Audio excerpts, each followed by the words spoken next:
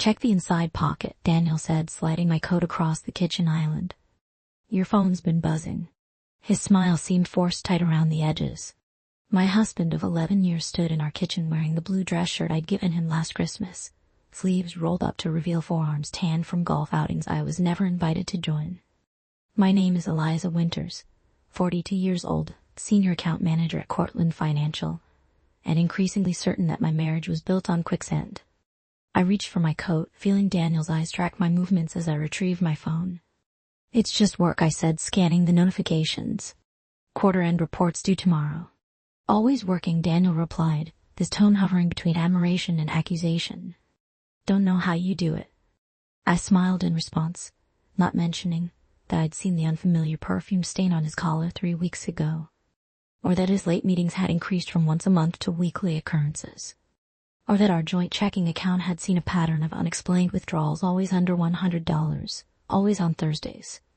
That night at dinner, Daniel talked about his plans to attend a financial planning conference in Chicago. 3 days starting Thursday, he said, cutting into his steak. The firm's covering everything. That's nice, I replied, watching his face carefully. Which hotel? The Palmer House, he answered without hesitation. Too quickly, too smoothly, like a rehearsed line. I've heard it's beautiful. Renaissance style, right? I took a sip of wine, maintaining eye contact. A flicker of uncertainty crossed his face before he nodded. Yeah, very ornate. Old world charm. I knew then that he was lying. The Palmer House was Art Deco, not Renaissance. It was a detail I remembered from our honeymoon search years ago, when we'd considered Chicago before choosing Savannah instead. Daniel would have remembered too, if he were actually staying there. After dinner, I loaded the dishwasher while Daniel retreated to his study with his usual tumbler of bourbon. Once I heard his conference call begin, I slipped into our bedroom and opened my laptop. Our cell phone account was linked, and I'd been monitoring his call history for weeks. The pattern was unmistakable, calls to a number saved as Greg Office that never occurred during office hours. Texts that disappeared from his phone but still showed up on the account summary. I wasn't always this suspicious. When we met at a mutual friend's wedding 12 years ago, Daniel had been refreshingly straightforward. A tax attorney with a boutique firm, he approached relationships with the same methodical attention he gave his clients' portfolios. Our courtship was a blueprint of modern romance, dinner dates that progressed to weekend trips, moving in together after a year, and a tasteful wedding at the Botanical Gardens. The first 7 years were good. We bought a craftsman-style home in a leafy suburb, advanced in our careers, and decided that children weren't in our plans. We had couple friends, season tickets to the symphony, and a comfortable routine. The first hairline crack appeared during a holiday party at his firm 3 years ago. I noticed how his hand lingered on his colleague Jennifer's lower back as he introduced us, how his laugh with her sounded different, more genuine than the one he used with me lately. I dismissed it as insecurity on my part. Then came the subtle changes. Password protections on his phone where there had been none. Weekend client emergencies that required his in-person attention.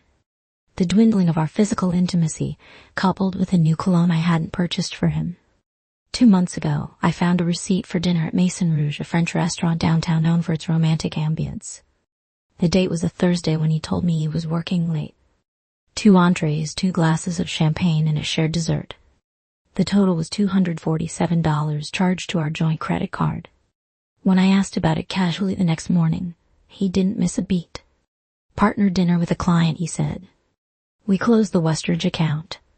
He kissed my cheek and left for work, either not noticing or not caring about the tremor in my hands. That evening I created a separate email account and started documenting everything. Dates, times, discrepancies in his stories, unusual expenses, changes in behavior. I wasn't sure what I was building toward, but the accountant in me needed the data, needed the patterns to make sense of the growing hollowness in my chest. Now, as Daniel packed for his fictitious conference, I sat at my vanity pretending to apply night cream while watching his reflection in the mirror. He was meticulous about his packing, dress shirts on the left side of the suitcase, casual wear on the right, toiletries in the designated compartment. Will Jennifer be at the conference too? I asked, my voice casual as I smoothed cream along my jawline. His hand stilled momentarily over the suitcase. Jennifer from the tax division, I clarified. Blonde, about my height. You mentioned she was interested in financial planning certifications. Daniel resumed his packing, shoulders relaxing. No, this is for department heads only. I nodded, turning back to the mirror. Another lie to add to my documentation. Jennifer wasn't in the tax division. She was a family law attorney who had joined the firm last year. And according to the firm's website, which I'd been monitoring, there was no financial planning conference in Chicago this week, or any week soon. The next morning after Daniel left for work, I made 2 phone calls. The first was to Lisa Hernandez, my college roommate who now worked as a private investigator specializing in domestic cases. The second was to my bank, where I opened a separate account and transferred half of our savings money I'd contributed mostly for my annual bonuses. Nothing illegal, nothing he could contest. Just insurance. You're sure about this? Lisa asked when we met for coffee that afternoon. Her dark eyes were concerned as she slid a business card across the table. Once you start looking, you can't unknow what you find. I'm already looking, I replied, taking the card. I just need confirmation from someone you can't dismiss. Lisa nodded, understanding the subtext. Daniel had become skilled at making me doubt my observations. I explained away inconsistencies with just enough plausibility that I questioned my own judgment. Basic package is 3 days of surveillance, she said. I'll need his schedule, regular haunts, vehicle information. I handed her a sealed envelope. It's all there, including his Thursday plans. He's not going to Chicago.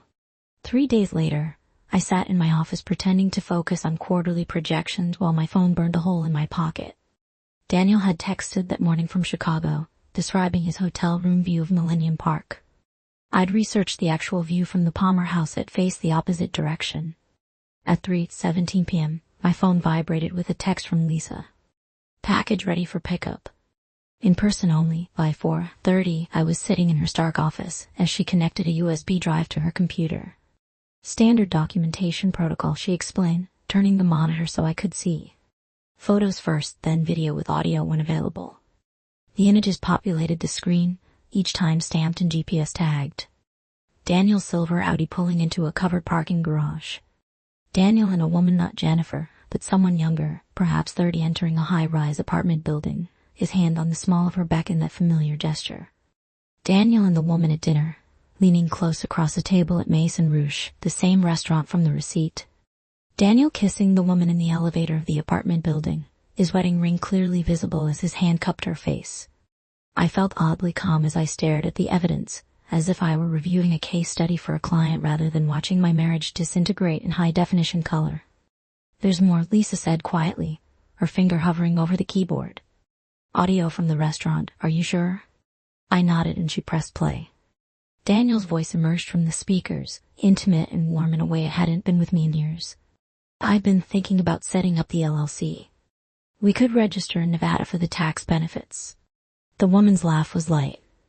Always the tax attorney. But yes, let's do it. The rental property first. Then maybe the beach house if this year's bonuses come through. They will, Daniel assured her. And once everything's established, the transition will be clean, no messy divisions. What about Eliza? The woman asked, her voice dropping. There was a pause before Daniel responded. She's focused on her career. Always has been. She will notice the transfers until it's too late, and by then the assets will be protected.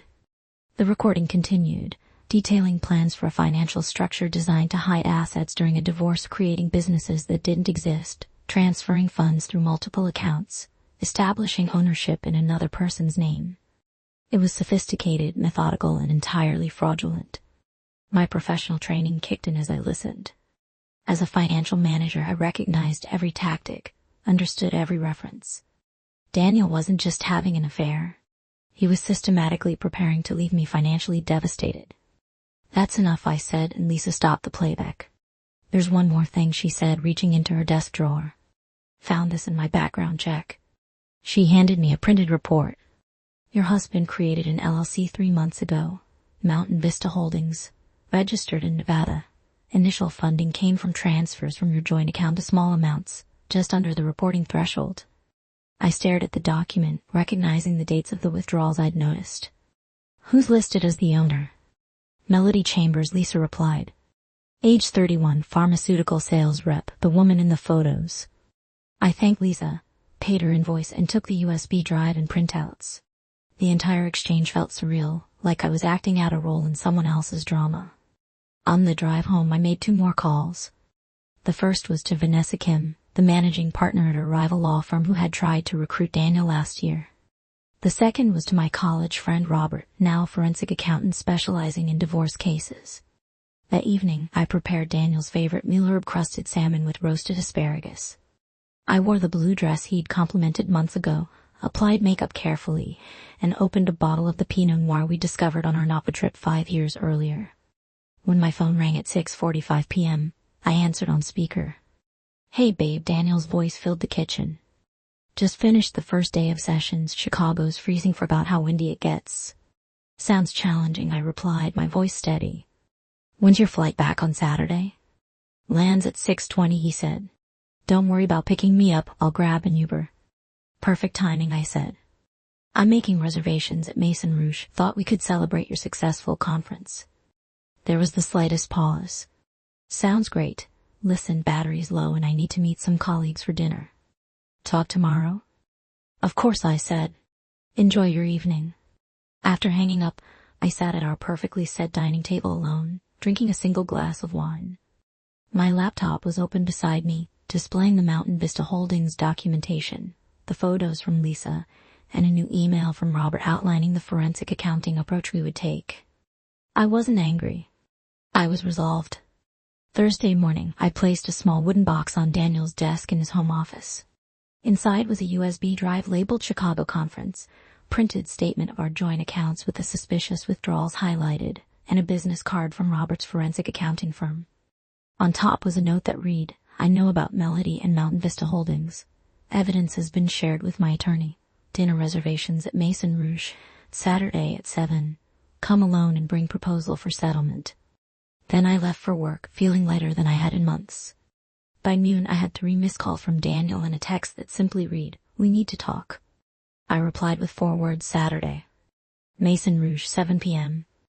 The game between us was over, and only one of us knew all the rules.